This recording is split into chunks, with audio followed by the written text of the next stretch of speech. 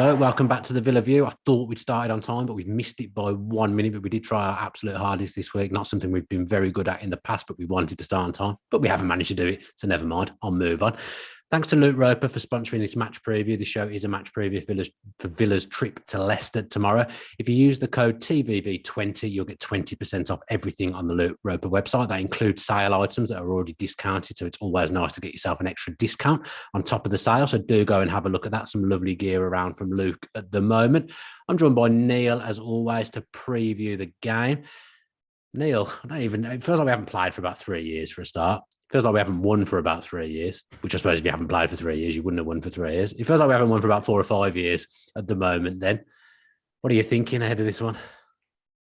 It's two teams. There's a dichotomy between the two teams because Leicester have been playing a game every 3 days.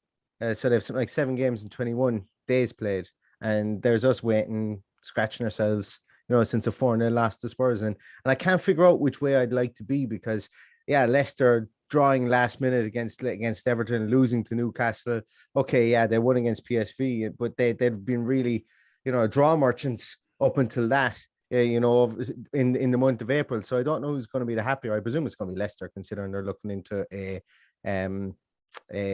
Europa League semi-final against Roma in the middle of next week. But I wonder, will that have a say with regards to team selection? So it will be interesting to see what way Brendan Rodgers does look at this. But two teams, I suppose, really on two different parts of or two different mindsets, I think, going into this game at the weekend. Yeah, I kind of belittled the Europa Conference League. I think Brendan Rodgers actually belittled it as well earlier on in the season, but I'd kill to be playing Roma in a semi-final. That actually sounds very, very tasty. So maybe I was wrong to belittle the Europa Conference League. But yeah, I think a bit like West Ham with the Europa League now, it kind of feels like, Leicester aren't going to go down, aren't going to finish higher than 9th. Does it really matter that much where they finish below that? Probably not. So they're probably going to throw all their eggs in the Europa Conference basket now. So it is a chance for Villa to try and win a football match away from home.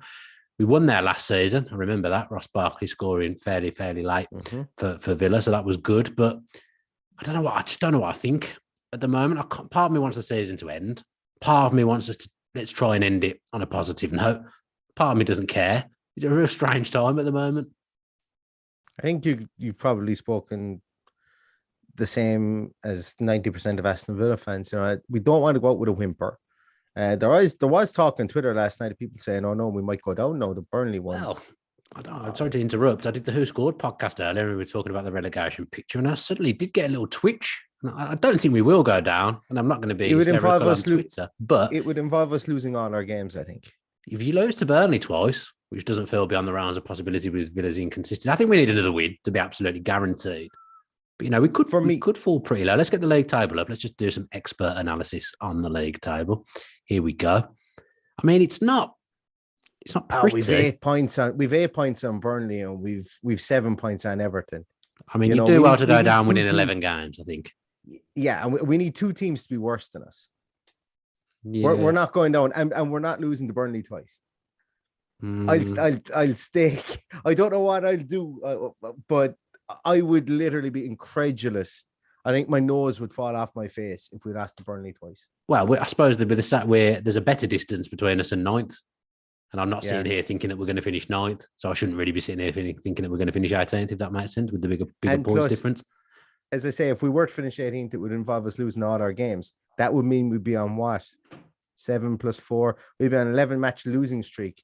Yeah, and I think Villa Park could be on fire at that stage. Did we even do that when we did go down? Did we ever lose 11? Did we ever lose 11 in a row? I can't remember. It's incredibly difficult to do that. Even just that side. Just like what Newcastle are doing at the moment, it's incredibly difficult to do what they're doing from the position they were in. It would be incredibly difficult for us to not at least draw a game in the middle there somewhere.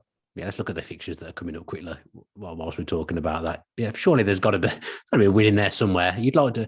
I'm earmarking Norwich against Dean Smith as one that I would be very upset if we lost. But then I sit back to when I was thinking about Watford at home, and exactly the same thing happened, and then we lost 1-0. So you can't count your chickens just yet. But yeah, if we lost 11 in a row, I think we'd definitely be having a new manager in the summer. And yeah, it'd be more than a new manager. It's so weird. Why is everything so weird at the moment? Everything feels so strange. I don't even know how to preview a game at the moment with Villa. Like I said, the gap between the fixtures, the run that we're on, I don't know what we are at the moment. I just want the summer to come. But, we were talking of who scored. This was nothing to do with me. But you asked me earlier if I'd had anything to do with their predicted lineups for Villa because you quite liked it, didn't you now? Yeah, and it's one. Well, there's probably a change I would make that people would laugh at, but let's be serious. It's not anything to do with left back, is it, Neil? By any chance? It is. I thought it might be. Left back. It is. We spoke about it before. Put Mings on left back. No, Mings, Neil, you can't come on. You can lose complete Nash. credibility. You can't come on the show suggesting things like that. You won't be allowed on again. I'm not having that. You can't say that. But no, in all seriousness, the midfield five, I suppose, really, if you take in the two tens, you've got who scored of McGinn, Nakamba, Louise, Ramsey, and Coutinho in there. And I think, I've done a bit of a study on Steven Gerrard's games, and you've mentioned it yourself a couple of times. Like Louise, when he played in the 8 road against Man City, was really good. Very good. He was very good in that position, and he played in another game as well. That I think he might have played there against Norwich as well, and he played really well there because Nakamba was the linchpin and he was allowed to go forward. Ramsey also has played in the 10 position previously this season, and I know people will say, well, we might be putting square pegs in round holes, but I don't know, are we, considering how much further forward Louise wants to get them being in the 6th position and how good Ramsey is around the box. There's been games when Ramsey has just pulled us back into it in his own. You look at Man United, he opens the scoring and then he pulls one back for Coutinho. You look at the Leeds game where he gets 2 goals because of his running when he's further forward. And do we really want him in the position he was against Arsenal, which was probably one of his poorer games, where he was almost playing as a defensive midfielder? Maybe let's see him unshackled and put further forward. Steven Gerrard went out of his way to praise him in the press conference. Actually, it was a really interesting part of the press conference. He praised the Ramsey family, and then maybe good sporting family. Yeah, and of course, 3 of them are on our books. With Aaron Ramsey being out. No, is he still out on loan? Is he with Cheltenham? Cheltenham at loan. I think he's dropped to the bench a bit more recently, but he's done some stuff. He's had some decent games there, but I think he's fell away a little bit recently, from what my memory is telling me. Yeah. But look, it was interesting that he name checked him, and I think it was probably in reference to a question. But we could see that lineup, and to be honest with you, that lineup would excite me an awful lot more than when we played Leon Bailey and Sanson in there, and just making changes for the sake of making changes sometimes looks better than it actually is, and we found that out against Wolves. So we made those changes. I think bringing Nakamba back in, maybe pushing Louise further forward, it gives you the option. Nakamba's must start into a 6. Nakamba is must start too. It has to be. I mean, as one midfielder comes back, Nakamba, Sanson gets injured again, so we're down to the bare bones in midfield. We can only ever have 4 central midfielders fit or senior central midfielders fit at one time, it seems. We play the rumor. We try and get one started. See, does it get picked up with Give Me Sport or something like that? Well, I said something on the Athletic on Wednesday, and then I saw it got written up into an article, something I said, but taken it a little bit out of context. Well, there's some key omissions to what I actually did say. It was quite funny, made me laugh. Luckily, I don't think anyone raised that stuff, so I think we're okay. That's why I said it, but maybe the Gerrard and Johan Lange and Christian Purslow were out there to flog Sanson back to Marseille. Maybe it was nothing to do with Boubacar Kamara or any of those guys as it was. But maybe, I wouldn't be surprised if he ended up back in France. It's just not working out for him. We're not saying he's a bad player or anything. Just can't stay fit for Premier League football. Whatever it is, he just can't stay fit. Yeah. Actually, did Steven Gerrard didn't even say today that it was an injury was the reason that he was out. He saw that he was missing. Guys were injured. He said something about him missing. He was missing though. Ill. I can't remember what it was. He definitely said he was missing. Maybe. Though. What I'm thinking is that Ramsey plays number 10, which I'm not adverse to at all, by the way. Is it a bit harsh on Buendia again? Not playing and then someone else playing there. We're playing the formation that actually accommodates Buendia and gets him in the team. Is it a little bit harsh on him? Another interesting one as well from the press conference where he basically said none of the 3 players that we brought in to fill the hole by Jack have actually exploded because of injuries and because of the stop-start nature of the league campaign this season. And I thought that was telling because I don't even know why he mentioned Jack, but it was like as if he wanted to say that the 3 guys we brought in haven't really exploded, and it's his job to get them I think he's been reading the This Is Football piece, Dan Bardell quotes, by the sounds of it. Well, it's that's what he said. He mentioned that, and that's why when I saw this, it got me thinking that maybe those guys might sit it out. Maybe he isn't going to go with Ings and Watkins up top, but suppose the only way we'll know is the only way you would know for sure is to tune into the team sheet tantrum tomorrow. Exactly. I mean, did we play 2 up front last game and lost? We did, didn't we? Yes. Yeah, so back to 1 up front, I would imagine. That seems to be the way that things go at the moment. If you lose a game, you change it and go back to what hadn't worked the game before. I think that's what we'll probably do. What about the back? Is Conser keep his place? Is Chambers coming back in? What do you think will happen there? Obviously, we're discounting Tyrone Mings at left back. We're discounting Tyrone Mings at left back. Of course, yes, we definitely are 100%. Doing that. Yeah, but does he come back in? Does Chambers come back in?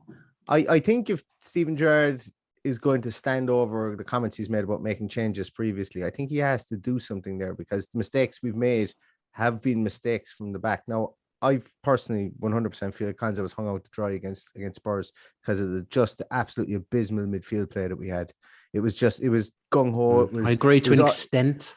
It was borderline unprofessional, some of the lack of defensive work our midfielders did against that game. And that's why we had such a great 40 minutes in creating attacking chances. We didn't capitalize on them. We tried to do the same thing in the second half, but every time Spurs got the ball, they just pinged it into that space in front. And Konsa either had to follow or he had to stay, and he was damned if he did and he damned if he didn't. But look, he did some silly things as well himself. Like, he's not completely without blame, but it's a lot more difficult when there's 50 yards between you and where your defensive midfielder is supposed to be, and you're supposed to cover all that area in front of you. For me, it can be difficult, but yeah, we haven't scored from open play for a while, have we? I'm trying to think the last time we scored from open play. Last time we scored can't have been Southampton game, was it? Gosh, I think it was. Jeez, that feels like it was years ago. I know I keep saying everything was years ago. That really does feel like it was a long time ago. Have we really not scored from open play since then? I'll tell you now. I mean, the producer will be looking at it for me as we speak. It's just popped into my head that, it's obviously the last goal we scored was a penalty. Oh, that's goal. No, did we score against West Ham? We scored against West Ham. We did. Yeah, Ramsey scored in the last couple of moments. Still, that's a while ago. 3 games. 3 games. Well, yeah, that's still, that's a bit worrying, I would say. Yeah, it's not great. So then I would say to that, do you want to be taking Danny Ings out when you're not scoring goals? Because he feels to me like the most likely person to pop up with a goal. Oh, well, you would have thought that before the Spurs game, but he had a couple of decent chances. That ball, like, I completely forgotten about it, and I watched back the highlights again when Coutinho lifted the ball over the wall, and Danny Ings fresh air shots it. That, to me, it just summed up Danny Ings where he is at the moment. Like 2 years ago, Danny Ings bangs that in the back of the net for Southampton, and then probably goes on to score another 2 and rescue the day. But he's very low on confidence at the moment. So what do you do with a player there? And that's why man management is the hardest part of football management. You can come up with tactics all you want, but when you've got a striker like that costs you 30 million, that's low on morale. You even see it with the likes of Lukaku. Tuchel can't get Lukaku firing. It's difficult to pull someone. Awful. He was really bad. He would have been better off putting a bale of hay up there or something. But yeah, it's a strange one. I'd love to know what he's going to do with him, because he has, since Gerrard's come in, Ings hasn't been a mainstay in the team by any manner of means, should I say. Like, he's come off the bench, and I think that's more so to do with the fact that Gerrard favours Watkins up there, and Ings knows that he's going to have to feed off the scraps when we play 2 9s. But then when we played 2 9s against Spurs, he had his chances and he didn't put them in the back of the net. So we'll be really interested to see what way Gerrard goes. Yeah, let me apologise on behalf of producer Adam there. He decided it would be, let's leave it on the screen as long as possible so we can all be reminded how long it's been since Villa scored a goal from open play. I could tell he didn't mean to do that, but he was sat there for a long time. So thanks very much, and apologies from Adam. Leicester then, we don't really know what they're going to do team selection-wise because of the Europa Conference. They've got a couple of players who feel on decent form at the moment. I know their form has been patchy, but to me it feels less patchy than it has been previously, and now they're coming up against us, which makes complete sense. But Dewsbury Hall, he's been very good in there, hasn't he? Very good recently. Tidy player. Scored his first goal the other week. Looks neat and tidy. Fans like him. Maddison, if he plays, he's always going to be a danger. Set pieces and the like, striking the ball from range, manipulating the ball. Yes, they've got some dangerous players. Luckily, Jamie Vardy, I don't think is available to play against us. So that's a good thing because he's had some good days against us. But it also feels like they've been less easy to get at defensively recently. Fofana's come back in after missing the whole season. Evans has reappeared recently. You'd expect the set piece goals that they were conceding to dry up a little bit now that those two are back in there. I don't feel good going into this one now.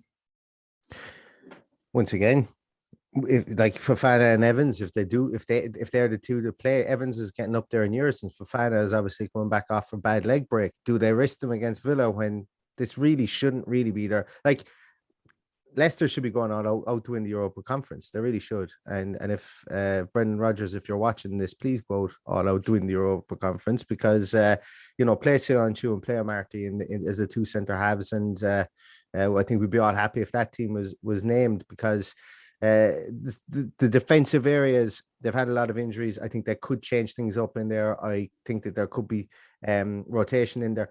It's mad. They went from having no fullbacks to now having an unbelievable stable of fullback. Yeah, Castagna, what's his name? James Justin, Pereira. Yeah, Luke Thomas. I'm a huge Luke Thomas fan. Huge Luke Thomas fan. Brilliant. Yeah. And he's a guy, like, that's why, I often do talk about the left back position, and I'm going to stop because, look, Ashley Young is what we have for the rest of the season. That's fine. I hope he goes away and is our player of the season because of the last 7 games. But Luke Thomas came in that situation in the same kind of vein as a Ben Crescene or Crescene. I never know how to pronounce his name. I think he is. Crescene, is it? Mm-hmm. He came in. I was so confident on that. I'm not 100% sure. I think it is there. I was like this. I knew exactly what I was talking about. I think it's Crescene. We'll have to message Michelle Owens or Jack Woodward or someone like that and see what the pronunciation is. But what I'm saying is that Luke Thomas came in a pinch. There was no one else. Came in at left back, and he's just gone from strength to strength now. And it's, to the point of view that I'd say Leicester will probably get rid of one of their fullbacks in the off season. Like, they've got Ryan Bertrand there, they've got Castagna, Ryan Bertrand, Luke Thomas. That's their 3 left backs that would get into our team. Probably even if Dina was here, they'd have a good shot at it. So can we get that comment back up? They've recruited well as well, Adam, if possible. But I thought it was an interesting comment from David Walsh there. The last 4 games were made up of tough opposition. I need to remind myself of that and how we battered Spurs for 30 minutes and should have gone 3-1.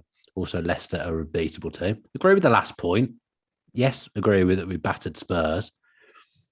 Yes, some difficult games in there, but I think we made them a lot more difficult than they needed to be now, would be what my retaliation to that would be. Wolves, I think that Wolves game. Jeez, did we make that hard for ourselves? We couldn't get out of second gear after the first 20 minutes. We were so bad. West Ham, we should have beaten West Ham. I think they were really buoyed by the Yarmolenko goal. Like, we looked in charge of the West Ham game. I thought if anyone was going to win, we would. And then Yarmolenko comes up and was given space in the box, and it was very difficult to come back from that. Specifically when they had people like Mikel Antonio who went off injured, and like there. You thought that we were after getting the upper hand, and it would be a case of worst case scenario, we get a draw out of this, but I think we could snatch one. And I never thought in the world that we would lose 2-1 that game. The Wolves game, I was confident going into it. Like you said, they were missing Ruben Neves. They weren't going to have Jimenez, but they did a number on us in the first 20-25 minutes, and we looked scared after that. I still look at that as we did a number on ourselves. I honestly still think that. Yeah, you're right. Yeah, you're right. Yeah. So I get that. I think there's some valid points in there, but I would say Villa make life difficult for themselves, and that's the problem with Villa at the moment. Leicester are a beatable team. If we start games the way that we've been starting them recently, the amount of early goals we've conceded in recent games is frightening, and you're just creating yourself an uphill task from the off. You concede early every game, you're going to find it very difficult to pick up 3 points now. And Leicester have won 1 and 6. Like, we've lost 6 and 9. I think I read somewhere today.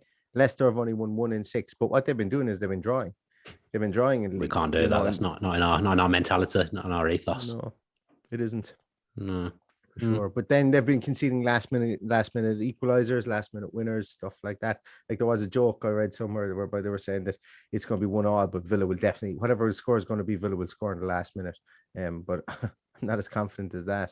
Going into this game. I'd take that. Offered that now. Absolutely snap your hand off for it. I would. Leicester, I think I've got a couple of issues in midfield as well. I think indeed has been missing for a while. Samara, there's some physicality missing in Leicester's midfield. So if we get something like back what our first choice midfield is there, because look, I've never been Nakamba's biggest fan. I'm not going to sit here and say he's the saviour and he's the answer to everything. But I think for what we're trying to do at the moment, I think he's the best option in the base of the midfield. I'm clinging on to when Gerrard first came in, when Nakamba was in that midfield position. We were better. We won games against these kind of teams, and we have already beaten Leicester this season. They're the only team we've come from behind to win against as well, which again, it's a stupid stat that it's all kinds of these stupid things against us that we can't seem to get past. But that's another one. Now, if you don't win games from behind it and you concede in early, yeah, like I say, you aren't getting 3 points. Oh, and I did a bit of analysis on Steven Gerrard, and yes, I'm going to plug a podcast I did in my own channel. Fine, go nuts now. Here. Like it's complete, like it's indefensible, the difference in the setup between when Nakamba was here and when Nakamba isn't here. It's as plain as the nose on your face. It's amazing. It's like Nakamba sat back in between the two centre halves and almost played as a third centre half and gave us so much leeway to go forward. And then when you see the positioning of, like, we just don't play with a defensive midfield now. I've come to the conclusion that we play with 3 8s and no number 6 at the moment, because when you look at the average positions, it's. But then no one does the job of an. You got 3 8s, and no one's doing the job of an 8 in there. I would say this is it, and that's why I'm saying that, like, you know, there's it. I've come to the conclusion that there is even blame. Like, a lot of people are saying the tactics are a disgrace. Steven Gerrard's just a new Tim Sherwood. That's cool. Mm-hmm. I'm not here to convince anybody what way to think about Steven Gerrard. But when I've looked back at all the games and you look at the average positional maps, either Steven Gerrard is telling our midfield to play higher up and to press, or he's telling somebody to be a 6, and whoever it is, whether it's McGinn, whether it's Ramsey, whether it's rotational position, whatever. There's just a lack of communication there or something, because I fail to see that we would play so kamikaze in that aspect of not having a holding midfielder when our 2 fullbacks go so far forward up the field. So there must be a communication breakdown somewhere, and that's, I don't know who that's on, whether it's a lack of leadership in the middle of the field, or whether the message isn't getting through from Steven Gerrard. But, you know, you harken back to his post-match press conferences, and, you know, I'm not here to tell you that you're right or wrong or whatever. Anyways, anybody is thinking. If you think you're right, you're right. I don't care really. But if Steven Gerrard says, you know, well, you know, some of the players aren't doing what we're telling them to do out in the field, and he says that in the heat of the moment, I'm tending to maybe believe him at the moment, just based on what I've seen. But I'm sure that there's excuses from both sides that could be said with regards to it. So it'll be interesting. It'll be interesting once more data comes out. Next 7 games, we'll give a 27 game sample set over the course of the season. I think at that stage, now that Nakamba's back in the team, if it just reverts back to having somebody sat in there in between the 2 centre halves, you can go, well, it looks like somebody just didn't have the positional discipline to play in that position. I don't know. As I say, it's all hypothetical at the moment, but the next 7 games will be interesting, provided Nakamba stays fit and we can play him in there. See what way Gerrard is setting up the team. Did you watch the overlap with Gary Neville and Steven Gerrard? I think it came out in the last 24 hours. I mean, it wasn't as Villa heavy as I actually thought it was going to be, considering they were walking around the Villa training ground talking, but never mind. But, you know, he did kind of, I don't feel sorry for him. That's not the right phrase at all, but I kind of believed what he was saying, in that he was saying, I knew it wasn't going to be up when I joined. I knew there was going to be times like this. So I kind of felt, no, like I feeling sorry is not the right phrase, but I kind of felt like we need the summer. We just need the summer so you can drill in everything you want to do and get in some more players of your own that you want. Because every manager, it must be difficult when you haven't got your own players. It just must be. I don't even think it's that. It's Michael Beale and Steven Gerrard came in here, and it was like we were told, and it was said, and it was written that it took him ages to implement what he needed to implement, even at Rangers. So it's the style of play, I think, as well, is difficult to implement. I remember I was on with you guys after the Brighton game, I think it was, and we had all referenced that we were seeing an awful lot of triangles being passed around the midfield.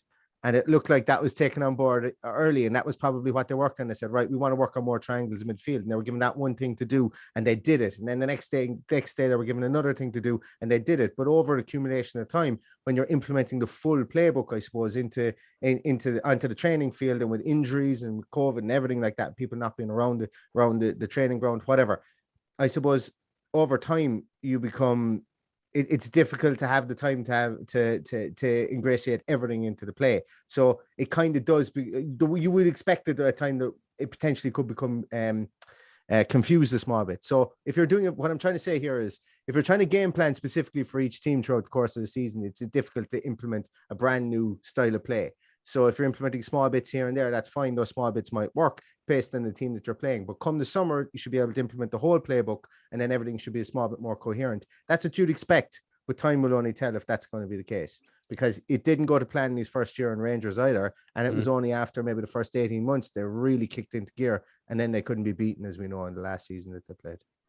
So one thing that he's given me hope under Gerrard as well, something again that I'm clinging on to at the moment, is that I think when we've been good, we've been very good, and we've done things I've not seen Villa sides do for many a year. That's kind of keeping me going a little bit. I think at the Palace game, when I was sat in a different vantage point to normal, Palace away, so I could see, and I was watching Gerrard work, I could just see we were very effective and could see that the game plan was executed perfectly. When we've had those passing moves like you talk about in certain games, Southampton, I think we've been very good. Even I look back at the Man City defeat this season. It was a defeat with balls. We went 2-0 down. We didn't go under. We got ourselves back in the game. We were the best side in that second half. And it's not easy to be the better side against Manchester City. So I think when we've been good, we've been very good. So I'm just clinging on that next season there'll be more games like that than the ones that are bad. You'd have to hope so, because like we don't have bad players in our squad. Like I would struggle to go down through our whole squad and say, oh, he's not Premier League standard. Like, we've got Premier League standard players. Some of them are everywhere. The higher end Premier League player, I would say as well. Yeah, and that's another thing that leads me to believe that the installation of the game plan is difficult. Yes, and there's a lot of different things. Could we say, should Steven Gerrard simplify it and just play what he needs to play and then go gung ho in the off season? And yes, that's a very, very valid point. Why doesn't he chop and change? But I think potentially there is a chop and change without getting away from a philosophy, because a philosophy is pretty important, I think, to have. You don't see Mourinho completely blowing things up with regards to his style of play when he comes into teams, or you don't see, he's probably a bad example, but because no one really wants to play his style of football anymore. But it's difficult. What I'm trying to get at is difficult to come in mid-season and fully implement what you want to implement. Yeah. But I think there is a potential naivety with regards to, and that's what we as fans kind of sometimes get frustrated with. It's like, well, don't blame the players if you can't play your system. Tweak your system to suit the players, and then do it in the off season. And I think that's a valid argument. I think it's a valid argument for people to make, and you'll have no qualms if that's your thought process. And you come to me and you talk about it, I'll agree with you 100%. Yeah, I spoke to someone not that long ago who works at the club, and they would know exactly what's going on. I spoke to them, and they kind of said that to me about how difficult it is to implement stuff mid-season, how they're trying to do the right things, but it's not always coming across and it's not always reflected in the game. But if you have a full pre-season at it, will be a lot better. And I walked away thinking, I'm not sure I buy that. I don't know whether I'm just looking for positives and looking for hope, but the more I think about it, the more I think that does actually make sense. They've got no reason to lie to me as well. Let's face it. But yeah, I do think there's something in that. And I do think, you'll see a very different Aston Villa next season with a full pre-season under this manager, with new players coming in. Hopefully players that we've bought in the last 12 months that haven't managed to stay fit, because there's been a lot of them. Even though you didn't think of Luca Dean, we bring him in, an upgrade on what we think we've got. You just can't string a run of games together, and then you look very silly because your left back's off doing well for Newcastle, who've jumped you in the league. You can't legislate for things like that. It'll be an interesting one when you mentioned. So people like to call when you've got a gap week like this, they're like, say, oh, it's a mini preseason. I know it wasn't a mini preseason from a conditioning point of view or whatever. And I know the players got a couple of days off to go on holidays or whatever to recharge, but we've had our whole squad there. So what I'm saying is that players haven't been jetting off on international duty for a full week, coming back on the Thursday and trying to reingratiate themselves into training on a Thursday with a game on Saturday. We haven't had that over the last 2 weeks. So you really should. How has done it? I do think again, that's a reasonable point. I think it's a reasonable point, but I suppose it just depends on what system you're trying to bring in and how different it is to the previous one. So I can't look. I haven't studied one bit on Eddie Howe, but I will go to my grave thinking that Newcastle United on 5 points when he came in, he's manager of the season without a shadow of a doubt. But I did who scored earlier, and I'm starting to cross my mind. Is he the manager of the season? You can't knock what he's done there. It has to be. And he's a valid. It's interesting to have these debates. After everything I've just said about the pre-season, you do come in there and think, because people will say House spent money. So did we. We bought 2-3 really good players in there, but did they? Coutinho is really the only one that's played, and he's been good. I would say. He's improved. My argument for it is that there will never be another team on 5 points that will go in. No, they had nowhere else ever again. Better. This will never be done. Yeah, and they they are as good now as they will be this as any other team this season, you know, and they could go on to win 13 of their last 15 games or whatever it is. And like that is ridiculous. That is a ridiculous rate. Now, is that replicatable over the course of a 38 game season, considering we're going to have a break? Like, they don't want this season to finish at all. No. I'll judge Eddie Howe coming into next season, just like I'll really judge Steven Gerrard coming into next season as well. And I think it's fair to say, like, he could be a flash in the pan. We don't know. I'm very willing to, like, I think he should be manager of the season, so I'm not denigrating him. But I'm also not saying that Steven Gerrard is Tim Sherwood Mark II because of the season that he's had. I think both, like, Christmas next year is when we can judge both of them and see what way they've gone. Because we will spend money and they will spend money in this transfer market. And the most worrying thing for me with Newcastle is, you know, are we going to be kind of plucking from the same pot and you know, who's going to be the bigger draw there? And the fact now that they have jumped us, is we could have done without that. We could have done with them finishing 17th and just scraping survival, but they're on the charge up the league now, and that's not ideal for us. I guess there's the argument as well that, you know, Eddie Howe has made players that were already there better. You think of Joe Linton, completely revitalised.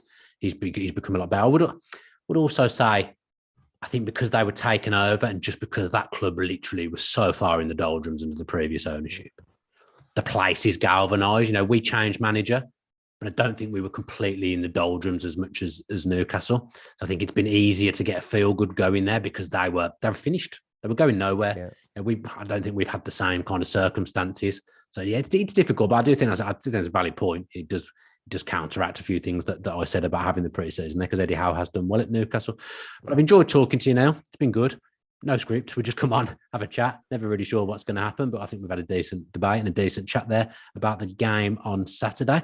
You'll, of course, be back tomorrow with the team sheet tantrum, Neil. You love doing that, don't you? I mean, we did discuss the team a little bit of what we think it might be, what we think might happen, but you'll be reacting to the team tomorrow when it's announced. So do tune in for that. We'll also be back for a post-match point in association with Purity at some point as well. Never know when it's going to be, because sometimes you just don't want to do it straight after Villa have lost a game. You have to give yourself a few days to calm down and react a bit better. Don't forget the discount code for Luke Roper. TVV20 gets you 20% off everything there, including sale items, which will get you the extra 20%, as I explained earlier. Both of us not wearing Luke Roper, not doing very well at all there. Thanks ever so much for watching. Those that are going tomorrow, have a great time. Up the Villa.